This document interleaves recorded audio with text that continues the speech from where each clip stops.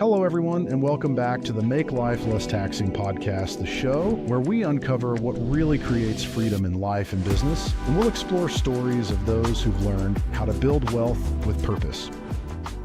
Welcome back to the Make Life Less Taxing podcast. Today, I'm joined by Christy Barber, founder of Christy Barber Consulting. She helps growth-minded entrepreneurs make sense of their numbers and the systems behind them. Christy, welcome to the show. Yeah, thanks so much for having me. Hey, great to have you on. Now, Christy, can you share a bit more about who you are and what is the work that you do? Yeah, so I come from an accounting background, kind of started that route from day one, even as young as in high school, worked in an accounting firm and kind of went from there. But my business predominantly helps small businesses up to about 20 million build out their infrastructure of accounting. So do you have the right systems and processes in place? Are your numbers making sense? Can you trust them? Can you make decisions from them? And so it's a really fun way to kind of marry in finance and operations, technology, all the things that I love in one place. Sounds really exciting if you love Yes. numbers. If you Yes, don't, exactly. That's the thing. yeah. Now, if you could sum up in maybe one or two sentences, what is the movement? Like, is there a movement behind what you're doing? What's kind of the passion behind that? Yeah, so the big movement behind it is numbers always seem to be scary for founders and business owners at times, especially in the very beginning stages of the company. And I want people to see that the numbers have a life behind them and they have a story to tell. And I want business owners to be familiar enough with what's going on so that if a CFO or their bookkeeper or whomever else speaks to it, that they have the knowledge to understand what's going on and see the story that their numbers are telling them. So to that point, I think a lot of business owners feel overwhelmed with numbers. Like, I don't want to say who love numbers, because obviously there are people like yourself that There are a do, which is few, yes. awesome, because we definitely need it. But when somebody comes to you, what's usually going on behind the scenes? Because put it that way, I'm in the financial business. I always say it's never about the numbers. There is a story behind that. So what's happening usually with the people that you have, that you help? What I've seen with the people that I help is that there are two sides of it. You do have some founders and business owners that are very, very familiar with numbers, and they just need some additional clarification and to make things run a little bit smoother. However, the other business owner operators that come in are the dreamers, and they're the ones with this great idea, and they're pushing really hard to get their products sold. And then it comes down to the numbers and reports and getting information about, what are these expenses for? And I had one of my clients tell me one time, I hate all of this. Can you just do it? I just want to sell. I'm like, okay, fair. Yes, because you're really good at that. But you need to understand this because it's going to help you sell. If we understand your margins and all of these things, and I know it's overwhelming, that's not your specialty. It's not where your background came from. But if you know this, now your sales really are worth that much more. And so there's some education on it and making sure that it's not overwhelming and it's little pockets of it along the way so that the business owner can kind of take it in. I would say other times I have business owners that are, large amounts of debt that are in there hanging by a string, trying to keep their business going and just don't know what else to do. And it's, coming in more from a strategic point of view to see, all right, what's going on? What can we do to kind of point the company in the right direction? Yeah, I think you bring a great point. One of the coaches, when I got into coaching, has always talked about this from the perspective of there's two sides of any business, right? Mm-hmm. And there is and he was in coaching and he was coaching other coaches, but he says there is the coaching of, the business of coaching, the coaching business, and then there's the business of the coaching business, right? That's the business side of things. And everybody loves the coaching side, or for financial advisors, they love the advising side of things, but they don't focus on the business side. And it's like, you can have one without the other. And I think what you just mentioned, that, it is so important. And what most people don't realize, that both of those sides are actually complementing each other. And if you understand both of them, and again, most business owners, they don't need to go out there and crunch their own numbers or do the numbers themselves, but they need to have an idea of what's going on with it because that's going to help them with the planning and with the strategic side of things, what they're doing on there. So you bring a great point. But when someone comes to you and they don't even know where to start, how do you help them to kind of begin making sense of what's working and what's not? So it starts out with just more of an evaluation. Let's dig into your books. Let's kind of get an understanding of how things are flowing, how they're looking, and this is where you can begin to spot some minor changes. I always call it the low hanging fruit, like easy wins that if you implemented them that day, you would already see change. And a good example of that would be with a client I started working with a couple weeks ago. Is when looking at their financials right out the gate, they were set up from a tax perspective, not an operational. So Mm. if you're looking at things of how to run your business, you have no clue what's going on, but they were set up so the CPA could essentially very easily just put things in the right boxes, file the tax return and go. And that was one thing that, hey, we need to change the layout of your profit and loss statement so that you can see what are your cost of goods sold, what are your material costs, all of these things, because I think there's little things in there depending on the types of business that get forgotten, and those need to be implemented in there. So starting out with this kind of just an analysis, what's going on, and then from there looking into putting together more of a plan that they would fall into that a lot of my clients do, which is over 90 days they come in, we're changing a lot of things with just the layout. We're looking at how maybe your accounts receivable or your accounts payable departments it should be running, whether that's, one person doing it all or you got a team doing it. Where are those handoff points? And then being able at the end of it that you have a full system and process in place that now you can go and you can make wise decisions from all the work we've done over the last 90 days.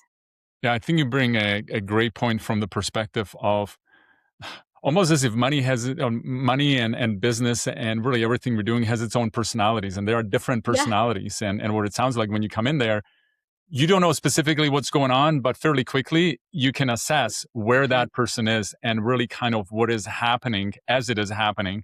And then you know kind of where to go. But if somebody doesn't really understand any of that stuff, it kind of Yeah, all you don't looks, know where to go. It's kind of like when you go to the doctor's office and you're like, "I feel sick." And they're like, "Okay." And then they start asking you questions to diagnose you, or you take your car and you're like, "Hey, it makes this sound." And that's about all you know. And it's the same thing with numbers. You have to diagnose and see where is the pain coming from and how do we fix that, not just put a Band-Aid on yeah. it.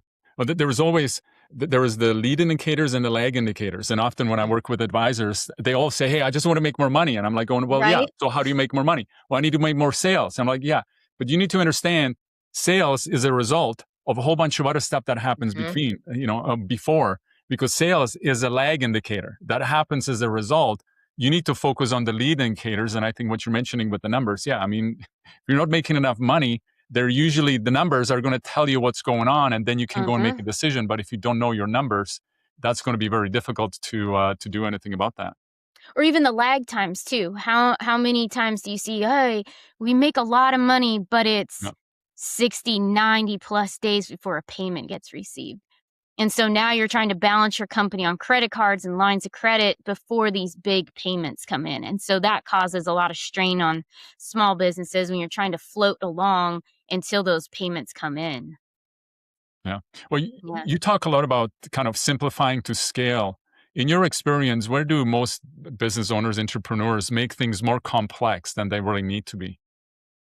I think sometimes I see is I don't know, actually. I go back and forth on this. I think they try to make things complex by maybe implementing too many steps before they're ready for it, thinking that they're a $100 million company when they're doing $2 million. Mm. And they have all these things in there that just make it harder for their team or even themselves to keep the business pointed in the right direction. And then that starts causing, a whole bunch of after effects of well, now we're short on money because we've been paying for all of these systems that we don't use today, but we might use it. Or we Right. hired all of these people because, we might need them, but we don't need them yet. And so they're not paying for their own salaries. And it's just that growing too quickly, or having the mindset that you have to be perfect day one with how your business is set up and running, which is such a lie. Just go and build as you go. And I know there's going to be a lot of people that push back against that, because there's some people like, you got to have that solid business plan, you got to have this and that. And I'm like, but what if that's not what your clients fully want, and you're pivoting all along the way until you build something that's exactly what they want? Right. And so that's why I'm always pushing my own clients of, let's not get it all perfect today. Let's, test the waters. Let's throw things out there. Let's see how that works. And that'll save them, in my opinion, it saves a lot of time and resources by going that route, instead of implementing all of these things that your target audience may not even want. Yeah, I think the biggest challenge, from what you said is, we're thinking we're making it simpler by Mhm. planning ahead, by actually going too far. Kind of overcomplicating it from that perspective. And I And then you think this gotta is what, undo it all too. yeah. Sometimes if you built too far ahead and that's not the direction your business is going, now you gotta go unplug everything you've built and plug it all back in a different way. Yeah, no, that's it's a great point. And again, the numbers are very quickly. You can start seeing that with the numbers where where things are happening. Now, what's a moment in your own work where you saw a business to really go from where they were scattered kind of all over the place, and they really streamlined? And what really shifted? What was kind of the difference that was made? I think there was one client last year that is a really cool one, because they were running on Excel. A really large organization still running on Excel, which to me was very surprising how well they were still doing just off that. But the owners had a really good understanding of their numbers. And so the lack of accounting system didn't hurt them necessarily as much as it does other businesses. They just didn't have all the details to make other decisions. So once I got them set up on QuickBooks, and we brought in some other ancillary software to get the data in there, they're an e-commerce company. And so this way we could really track what their true cost of goods sold was. And that really helped them when they're looking at margins, because they had a pretty good idea, because the Excel spreadsheets they had built were pretty complex. But it was different to be able to look at it in a system, run a report on a weekly basis, and have very true numbers of what was going on. And then it allowed them to really take the company in a I don't know, kind of take it more by the reins and say, all right, we're going this route. And it was cool to see. And then they ended up in the process, they sold their business actually after we did all of this work.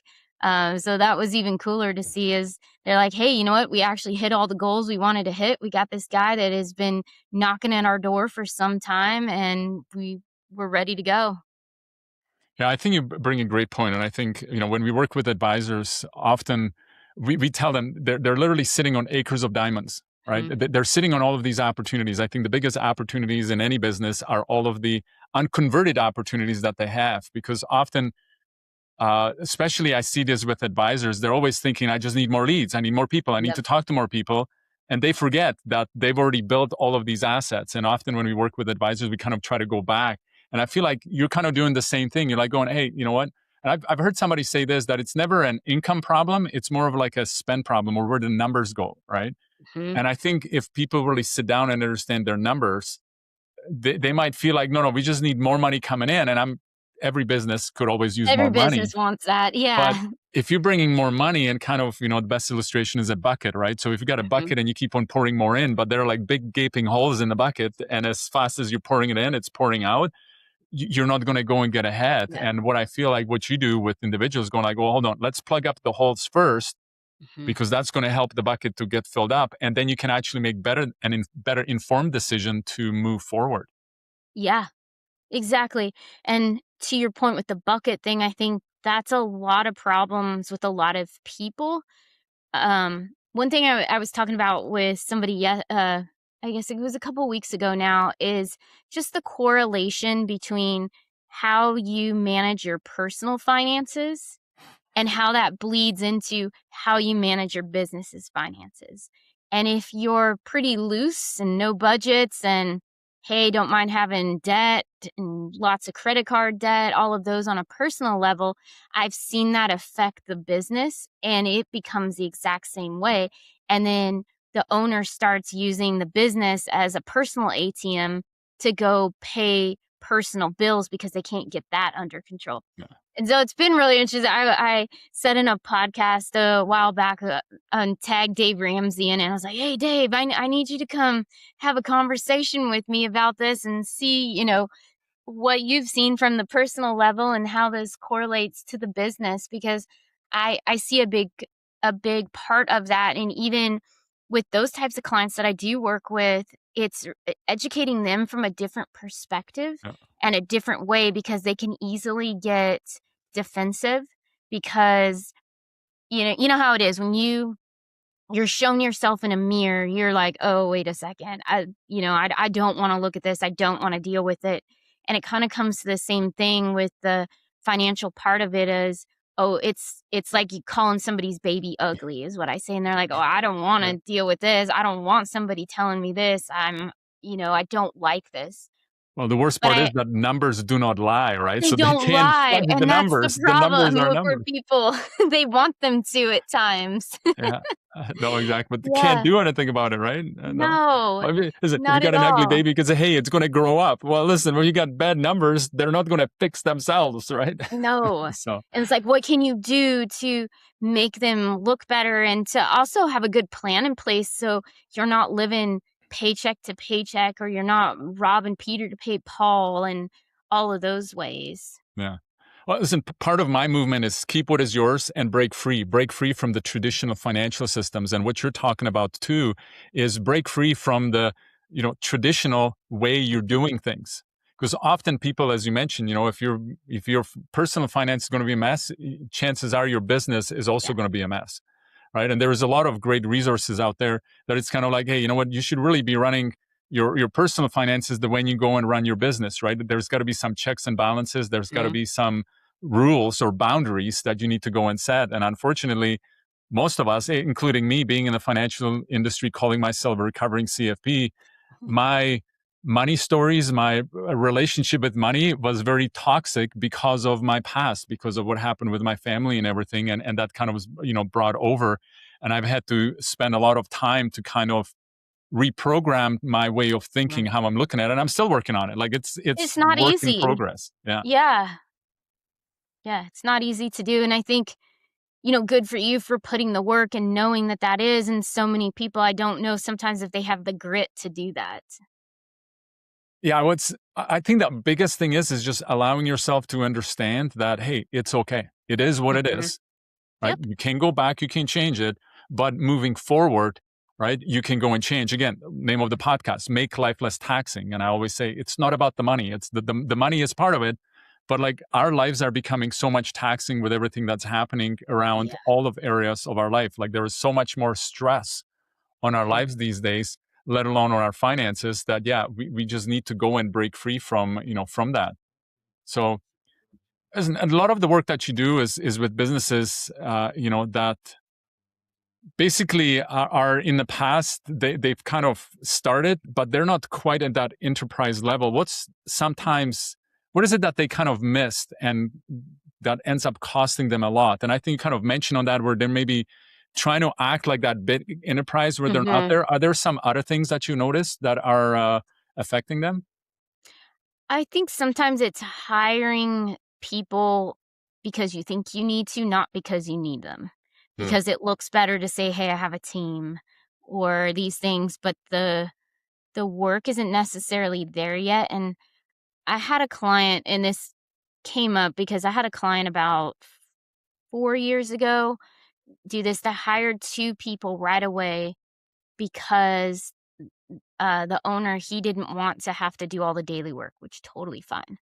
But he still wanted to be paid a lot of money every month. But now there wasn't the money to do that because the money's going to these employees, and he couldn't understand why that was a problem. And it was just education on there being like, well, now all the work that you brought in sales wise, these people are going out and delivering. It's not you anymore. And so in order to pay yourself, these people need to go generate their own sales as well. And they need to do about 3 times what their salary is. And then you'll start getting back to where you were of, taking a paycheck that you wanted. And so I think there's things like that. I also think that, and this is not a downside to anybody because I'm guilty of it as well, is when we're too kind, we give away too much also. Oh man, are you Oh, talking to me? In the last 2 years, we kind of shifted the business, what we're doing, and kind of with yeah. the movement and everything. I've had like 3 employees that I think all 3 of them at different times work. I was paying them for at least 6 months more than I should have. And it Hmm. was hard because you do build that relationship with them, right? Like they're You kind of part of do. the family and all of that stuff. But Yeah. I think I can completely identify with that, and it's hard. And again, uh, yeah, it's and listen, I called every financial advisor, and I was one accidental business owners because, like I said, I wanted to help with the finance, and then Hmm. what? I've got to go and run a business? No, somebody else should be doing that. No, I've got to go and do that. And when it Yeah. comes down to hiring staff and team members and all that stuff, that's where it becomes a lot more personal and not just Hmm. about the numbers. And I think this is where you got to be a little bit more like a business owner to go and let them go. But yeah, that was actually, speaking of that, those were probably the hardest conversations I've had to had, where I had to go Yeah. like, no, you know what, this is just not working out, and because we're taking a different direction, we got to let you Hmm. go. Because when you start, everybody's so optimistic, everything's going Always. so well, and I think, well, I think part of it is we kind of feel like we're failing them, right? So we kind of Hmm. take that responsibility, and that's what it was for me. And I was kind of keeping it as long. And I actually, one of my VA actually gave me a compliment, and I'm going to take it as a compliment. She goes like, Daniel, do you remember like last year you had such a hard time just every day stressing out, trying to come up with something for me to do? And now, like, you don't do that anymore? And I'm like going, yeah, I know. And it was like giving up a lot of the things that I was doing, like even checking my emails and all of that stuff. And it's a mindset thing, right? Like It it's not just is. start with the numbers, but it's more about, are you able to kind of give all of that stuff up? And now I'm thinking like, just have a meeting in the morning, going like, hey, do you need something? No. Hey, I'm working on all this stuff. Perfect. Let's have a meeting later on. And things are working, where a year ago I was stressing out. And this is what happened with all of those team members that I had, or those employees. Every day, literally, I spent half the day just trying to come up for work to do for these people Yeah. that deep down I knew that I should have let them go. So, you bring an excellent point on that. Yeah. But it is hard because, to your point too, it's like you develop a great relationship with them. They're part of the business. And you want to see them grow and, be a part of it for the long term. But then sometimes it just happens where it's not the right fit, or the company goes a different direction. The skill set doesn't align anymore. And what does that look Mm. like? And I think, it can be kind of detrimental to the business from a financial point of view because you're paying longer than you should, and maybe money's not coming in to balance that off. But then also on the other side, I had a client that, sh she took care of her employees almost too well. Mm. Anything they wanted, they got, and it was always paid for. And I was like, okay, well, you pay them X per year is their salary, but you also give them, all of this over here. So you're really paying like another 25% of their salary in these services. Do you realize that? Because if they're delivering, awesome. But if they're Yeah. not, then here's a gap. And I think that's hard too, because people, I think there's a little bit of that. I don't know if it's a scarcity mindset or what you've seen is the newer generation and just different generations, they work very differently. Some generations are very lazy and they want you to pay them, 6 figures because they showed up to work and they want the trophy for it. Yeah. Others are you working so hard that you're like, please go home. You need to spend time with your family. Yeah. Yeah. And it's really interesting to see how the different generations of business owners take care of their employees, but also ones that kind of let them get away with more than they should. And the reason I bring that up too is going back to the same client is there's an employee that is paid 6 figures and I would say probably delivers maybe $30,000 less Mm. of work than what they're paid. And when I run numbers and all these things to show it, the owner doesn't wanna believe it because it's her friend. Yeah. But there's no way they would do. So I think there's things that are tough also as being a business owner, and when you're looking at the numbers and the KPIs that are tied to people that you've hired, it how do you deal with the emotional component of that? Yeah. Especially when you hire people that are like family, friends, or somebody like that, Yeah. it just becomes really difficult. I've been in that situation where, Mhm. I had to make the decision. It's like, okay, this is not working anymore, right? We just got to go and move on and make those changes. So Mhm. yeah, no, that's again, this is where it gets, it's about numbers, but at the It's end, it's an Yep. emotional thing, right? So it's Mhm. never, it becomes a little bit more challenging. Yeah. Now, what's one outdated belief or mindset about how business owners really should be running their business that you're on a mission to change? Like there is a movement. What you're building. What Mhm. is that? My whole movement that I want the business owner to be fully educated. I think in the past it's always been, well, your first hire should be, your CPA, your bookkeeper, your CFO. Sure, those are all good. You need those to probably do the background work because it's not usually it's not the owner's skill set. But you need to understand exactly what they're telling you because too many founders or owners, whatever, they get taken advantage of by those people. And I've seen ones where the financial team is embezzling money and the owner didn't have any idea because they were so far removed from what was going on there. And they just took the CFO's word for truth that, oh, well, it hasn't been a great month. We did this. Okay, sounds good. So I want business owners to be empowered by that so that if they do see things that seem off or whatnot going on, that they can trust the numbers that are being shown to them and they can make decisions from there. And also it helps when they get down to, doing their tax return and things like that. When the CPA comes back at them, they can say, hey, wait a second. No, we actually only did XYZ. And they can, kind of double check against the CPA as well. Yeah, I think what you brought up a great point, and I mean, giving up the control around money and all that, that's probably one of the hardest thing for any business Hmm. owner to do. But then, yeah, going completely to the other side where you don't have any control over that.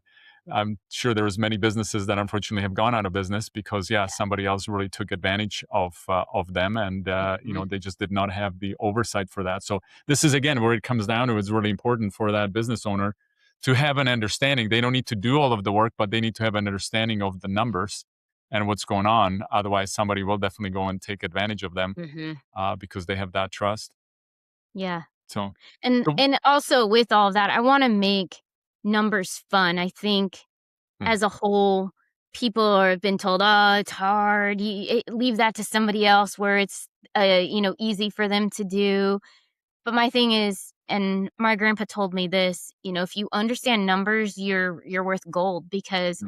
a lot of people don't know how to read them.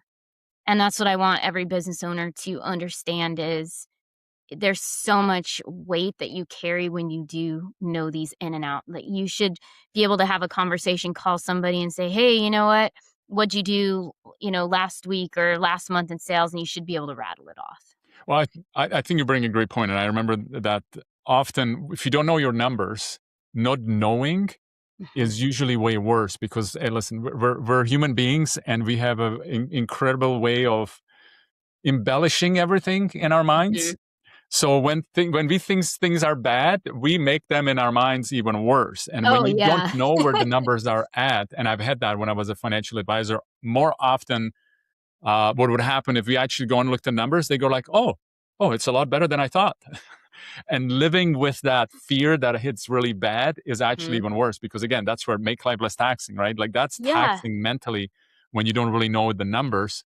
And Mhm. it's a matter of like often just knowing the numbers actually gives you a lot of freedom, but at least you know what's going on. And I know a lot of people like, no, I don't want to look at it. I don't want to think about it. I just want to Mhm. go out there and do things kind of like the ostrich in the sand, right? Just shove the hand in the sand and hoping that it goes away. And it's like, no, it's not going to go away, but often, if you know, it actually you now know. Like it's You not good do. or bad. It's just, it is what it is. And Mm. often it will be a lot better for that individual because they will at least know what's going on and they don't need to have that extra stress of not knowing. Mhm. Or even on the flip side of that, you're like, "Oh, the company's doing great. So and so told me it's doing great." And then you Mm, look at it yourself and think, "Oh, wait a second. No, this is not doing great. This is not in alignment with, the numbers or whatever that you were maybe looking for yourself to have with the yeah. business." Yeah, Yeah. no, no. Again, works on both sides. Now, when Mm. when something's not working in a business, how do you help people to kind of figure out what's really causing it, not just what's showing up on the surface? Because as we talked about, usually the issues, the numbers are not the issues, but the numbers is Mhm. what you see. What do you kind of see? What's showing up below the surface? So I think that comes from doing more of an in-depth. I like to do workshops and maybe spend a couple hours with the department, and we go through what is the process that you're doing today. And with that, I'm able to a lot of times uncover pain points. Sometimes right away people won't say it and you'll be like, "Oh, how this process right here and you seem to be doing this, this and this." "Oh, yeah, that works." And then pretty soon they're like, "Well, actually, it's this, this, and there's pain here, and then I have to go, hand key this in manually, but then I also have to do it over here because this doesn't work." And so when you get people in a more comfortable setting and allow them to really speak to what they're doing, I've been able to uncover a lot of things that then point to what the root cause is, because most times when people come to me and they have an issue or whatever, it's not the root cause, it's a symptom Hmm.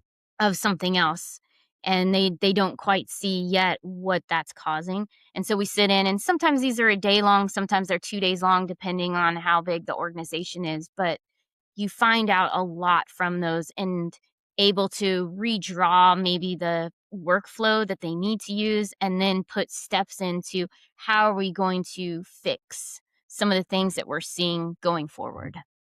Yeah, well, it's all about those individuals having clarity of what's happening. So, what Yeah. does financial clarity mean to you, and why does it matter beyond just the numbers? I think it's more important beyond the numbers in the fact that, yes, you need to know what they are, but you also need to believe in them. And I think when you have clarity, a lot of times when you have clarity, it's because you come to a point where you believe in what you're going to do, and it paints that path of, "Oh, I know where I'm going now because whatever tools I'm using, I believe in them. I know it can get me to where I need to go." And I know that's at least what it's been for me. I can look at different models and say, "Hey, I could go in this direction. The company could grow X." But if I'm not sold on the direction I wanna go or the offer that I wanna send or whatnot, that doesn't give me clarity of what next step to take. And so I think with a lot of businesses, once they do have a clear picture and the numbers align with that, um, then you do have financial clarity because you have a workflow that you believe in. You know that it's gonna give you the decisions that you or give you data to make the decisions that you know are accurate, Hmm. and that comes from building in the background to make sure your data is consistent, that you trust everything that's coming in and adding to what you would pull to make a decision Yeah. Now, in earlier you said, a long-winded way. yeah, no, no, no, it's perfect. Listen, earlier you mentioned something, helping people to make numbers fun again. Mhm. Can you expand on that a little bit more? Because that's Yeah. something that, like I said, we look at numbers, and again, numbers are neither good or bad; they're just numbers, right? Mhm. So, can you expand on that? What do you mean by Yeah. that? So to me, it should be exciting, or at least like some anticipation when you open and look at your profit and loss statement or your cash flow and be like, "Oh, hey, yeah, I know how to read this and it's interesting to me now." It could be you don't really love it still, but at least it makes sense and you want to go look at it enough on a weekly basis or whatnot to be able to help use as a tool to steer the company along the way. And I think that's where making numbers fun is.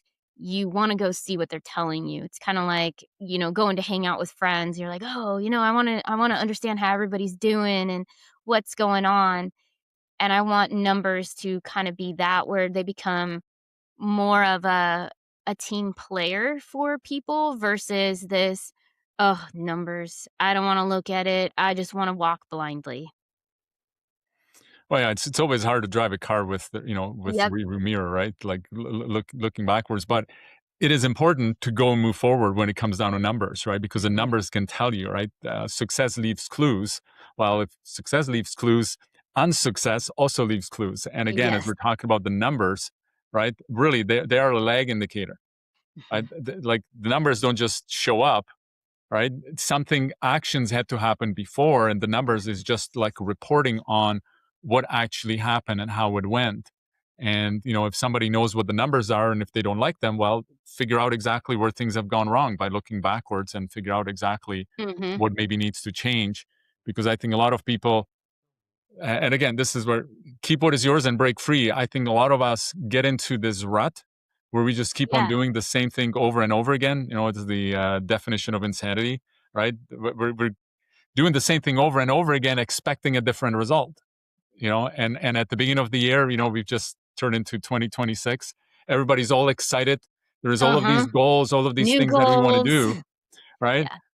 But like, are you actually checking? Are you on track? Are you off track? Well, if you're off track, how do you get there? And I think this is Mhm. the hardest thing for a lot of people is when they don't like the numbers, they don't like to look at them, and then they get to the end of the year going like, how did this happen? How come we didn't Yeah. hit the goals? Well, The hold whole on. train fell off the tracks and like, "Well, why didn't anybody tell me that?" Then they're like, "Well, the numbers told you this about 6 months ago. You just didn't wanna believe it."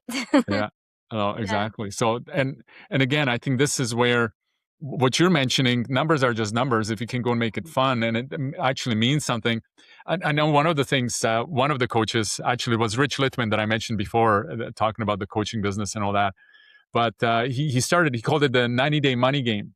Hmm. And what he would do, he would literally go and draw like a thermometer on the wall, and then he would be measuring how much money he's making, right? Even simple things like that make it a little bit more fun because it makes it a little bit Yeah. more visual, right? Like when we look at numbers, yeah, you know what, they're numbers, right? Like Mhm. they're not that exciting, but you can do something with that, or even the reporting and things like that, where now you can go and turn it a little bit more into a game. And Mhm. and like I said, what he would do, and what was interesting with his 90-day money game, obviously the goal was to go and make sales, right? To go and make Okay. money.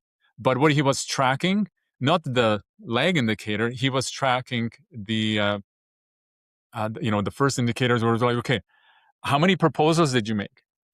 So he basically say, hey, if you want to go and make $100,000, right, you need to go and make $400,000 worth of Mhm. proposals or $500,000 worth of proposals.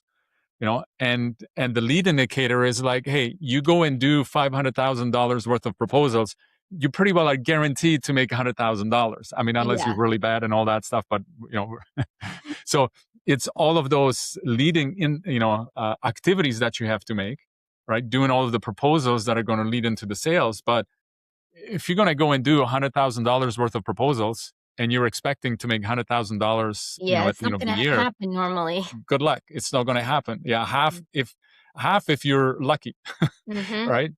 From that perspective, because again, that's the other thing where most people think that they're, oh, my closing rate is 90%. You're No, like, it's not. "Okay." you know.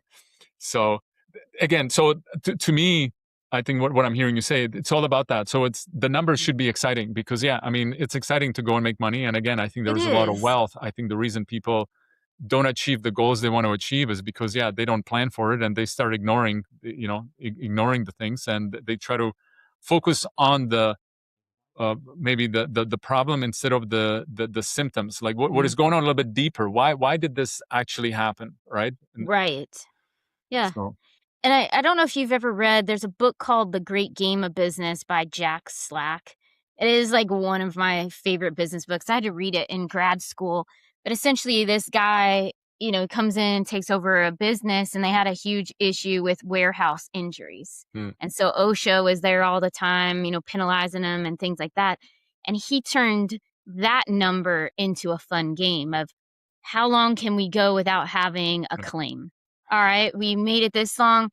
All right, awesome. We get it to this and this, and okay, if we hit this number, let's throw a huge party. We're gonna close down the business early that day. We're doing this or that.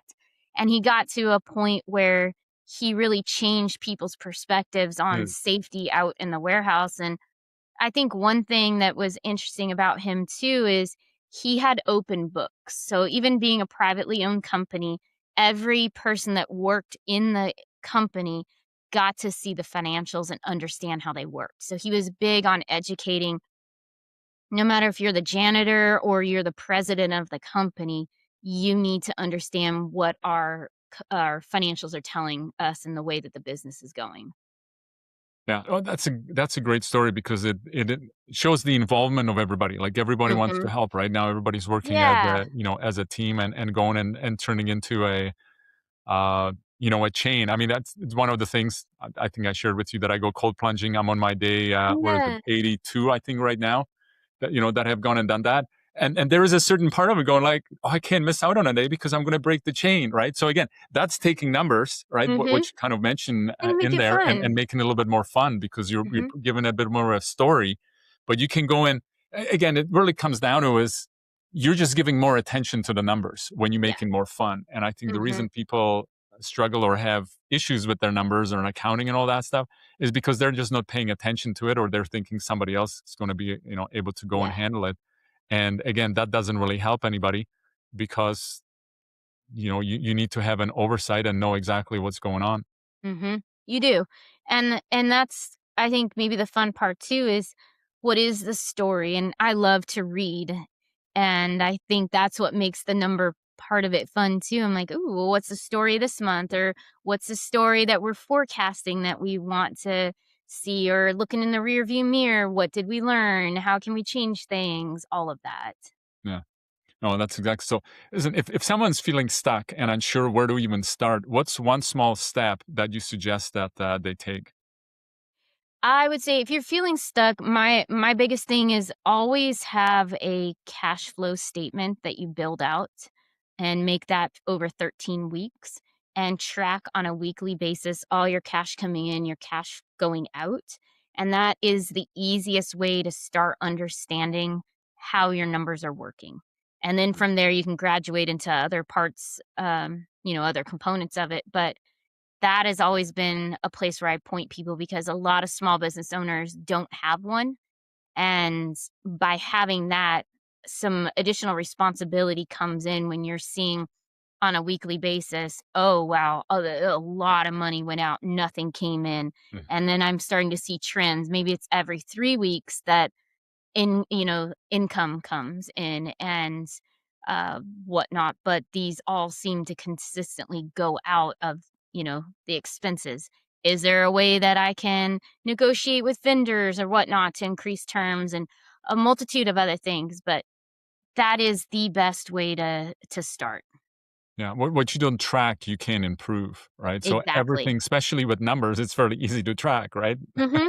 So that would be important. That's a Yeah. great tip. And they're easy to make. Yeah. And if you have issues with it, AI can help you build one too, but you can also just easily extract the data out of QuickBooks and build from there. But so yeah. Yeah. Again, this is where it comes down to is even tracking it. Do a thermometer or something. Mhm. Actually, when I went in and played that game, I took a map and I filled out the map because it was like, hey, the reward was going to be a trip, right? So Yeah. there's all sorts of things that somebody can do to make it a little bit more exciting and looking forward to it. I think that's the motivation, right? Like one of my coaches says, Daniel, human beings do things only for one reason, because they want to, Mhm.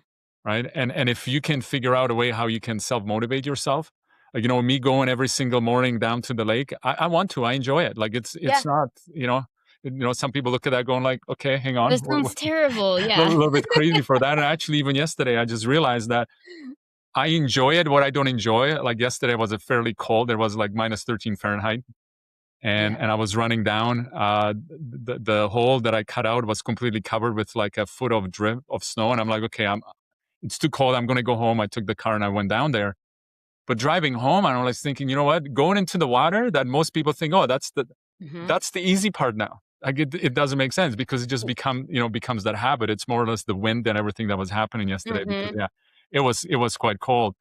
So I think even when it comes down with, with the numbers and how people are looking at it, how can you go and make it a little bit more fun? How can you make it a little bit more enjoyable? And because if you start thinking about it, you hate the numbers. Yeah, exactly. You're going to keep on hating the You're gonna numbers keep because you hating it. Yeah. keep on reinforcing that belief around that, right? Yeah. It's true. So What's your goal of how many times you wanna cold plunge before you get your, reward? So you know what? I just as we're talking about it, I don't have a reward. Last year I did it 6 months, like 182 days in a row, right? And this year I actually thought I was not going to go and do it. So I don't have a reward now, but my reward is every day, like the way that I feel and Yeah. everything from it. But I just thought about it. I'm like going, what is the goal? There Mhm. really is no goal. It just becomes like I'm going every single day that I have gone. But I was just thinking, yeah, I'm almost kind of halfway to, 6 months. And what I was thinking about actually going like, I only do this in the winter. I do cold plunging in the winter. I'm like, maybe I'll need to buy a cold tub and do it Oh, yeah. Put it in in my your backyard to the rest of the backyard. year too. So maybe that's going to be the prize of that. So I was just thinking about it, going like, this is kind of crazy. I can only go for 6 months. That it kind of makes sense. Once it gets in the summer, the Yeah. water is warm. You don't get the same effect from it. So, but yeah, so we'll have to see what will happen with that. That that'll be fun. Yeah. And listen, as Or we you come in, reward yourself, you get a sauna, so when you come back, you can yeah, warm up. well, I do that too. I do So have cool. one of those smaller portable saunas that I Yep. do go after that. I used to go after I would go there, and I sit there for an hour just before I even start warming up. So it's like, no, I do it a little bit later on in the day because Mhm. it's like I'm sitting here for an hour and a half and nothing's happening because my body's just So cold. I'm trying to warm up. Listen, as we're coming to a close, I've got 4 rapid questions that I always ask. What's a Okay. favorite book that's shaped your thinking? Oh, there's so many, but I think it would go back to the one that I mentioned, The Great Game of Business. That one I have used and referenced so many times, and I've implemented different strategies that he wrote about in it with a company I worked at. Um, yeah, it's been one of my favorites. So, The Great Game of Business by Jack Slack. Okay, I'll have to check that out. Check it I've out. not It's read a that. fun read too. Yeah, It's easy. yeah, awesome. Is there a morning routine or habit that you can live without? A morning rou I have a terrible morning routine. I'm not a morning person, so, usually get up about 8:30. I'm I'm on the flip side, I'm the late nights. I like to work late at night when it's quiet, which is, Yeah, pretty opposite of everybody else that likes to get up, early in the morning when it's quiet to work. I'm yeah, just super creative in the evening. yeah. I'm the same way. I'm trying to do it in the morning because I actually found out in the morning sometimes it feels like time still stands a little bit more still than in the Yeah. evening. But yeah, no, I totally understand that. Yeah. What's one bucket list item that you haven't done yet? Oh, I really want to go to Australia. Mm, I have some friends that live there. I've just always wanted to go to see the ocean and the Great Barrier Reef, the Sydney Opera House, all of that. yeah, that's one of the items on my bucket list That too. Yeah.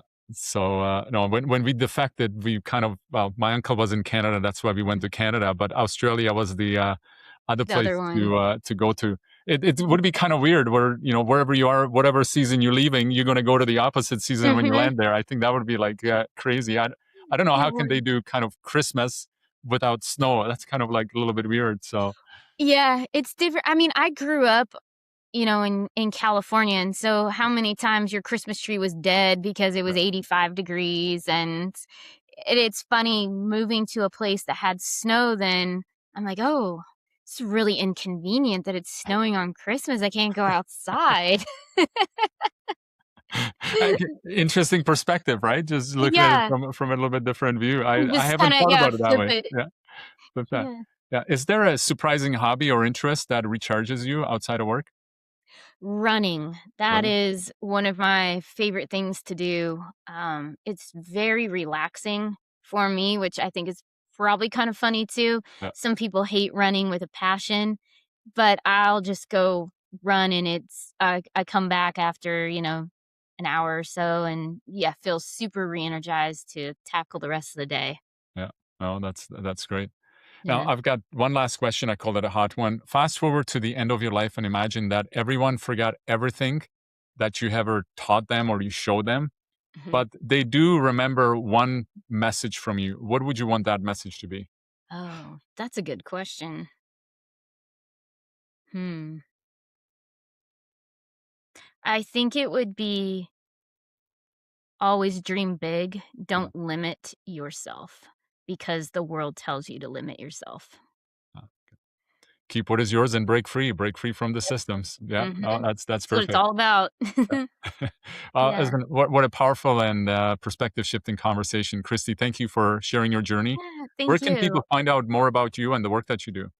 Yeah, so feel free to look me up, christybarber.com, the website, email me, christy@christybarber.com, or find me on any of my socials. Happy to chat with anybody and help you out if you need any help. Perfect. So, hey, if you're listening, check out Christy's website and resources. We're going to have the links in the show notes. Christy, thank you again for your time and your message.